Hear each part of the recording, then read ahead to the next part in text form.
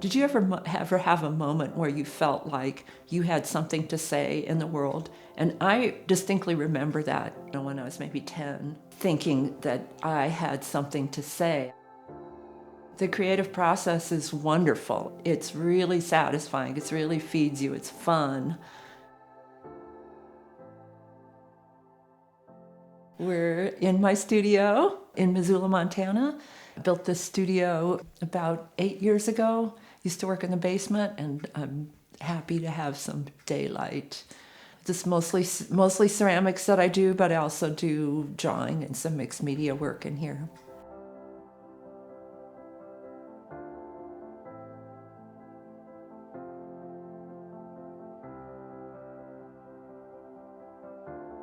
Kind of all happened after my son Ty was born. I used to do more non-objective imagery, but after my son Ty was born, he's 26 now, so it's been a pretty good run. I've been doing work that involves family.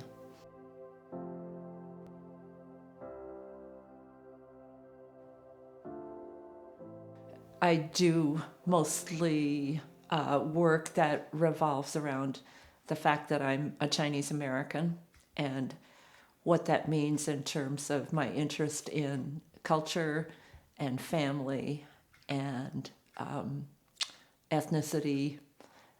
I do lots of different kinds of ceramics, and some people stick to more of one path, but I like to make functional vessels, and I like to make figurative sculpture. I loved the feel of clay. I couldn't believe it. I just went, wow, this is so engaging. It's something that just takes me out of myself, and you lose track of time.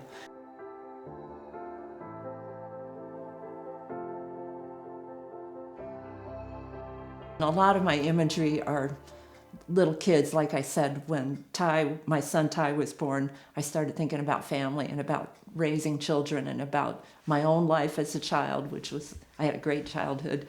And I like the innocence of children. I like they're slightly diabolical. They don't look like they're totally good, but we all think that we need to raise these good children. So I call these kids good children.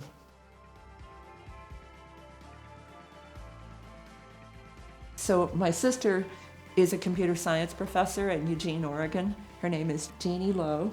And she and I have always thought that we had a children's book in us. So we've written 2 children's books, and she's done the text and I've done the illustrations on porcelain. This one is about my cousin Vivian Yang and her mother, who is my mother's sister. And the book is called Auntie Yang's Great Soybean Picnic, and it's based on a true story. I feel extremely lucky to have landed in Montana. It's an incredible place to work. I've talked to so many people who say, well, I can't live anywhere else. I'm very happy here.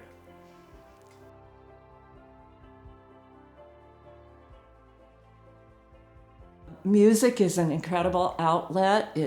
You sweat, you work really hard, you go through drudgery, and then you get instant feedback.